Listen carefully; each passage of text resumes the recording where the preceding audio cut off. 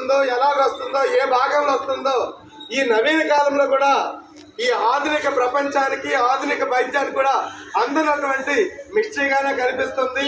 ఈ క్యాన్సర్ అనేది మనకి గొంతుకి రావచ్చు, నాలుగుకి రావచ్చు, ఎముకలకి రావచ్చు, వెన్నుపూసకి రావచ్చు, రక్తంలో రావచ్చు, రేగులో రావచ్చు, గర్భాశయ సంచిలో రావచ్చు, బ్రెస్ట్లో రావచ్చు. ఎందుకు వస్తుందో, ఎలాగ వస్తుందో అనేది చెప్పలేని పరిస్థితి. దీనికి ప్రధానమైన కారణం జెనెటిక్గా కావచ్చు, లేదంటే మనిషి తిరిగే వాతావరణం, పరిసరాలు, తీసుకునే ఆహారం, తీసుకునే పదార్థాలు, అదేవిధంగా వివిధ రకాలైనటువంటి పొగ ఉత్పత్తి కార్యక్రమాలు, చుట్ట తాగడం, చుట్ట నమలడం, కైనా తినడం, మందు తాగడం, ఇటువంటి కారణాల వల్ల కూడా రావడానికి అవకాశం ఉంటుంది.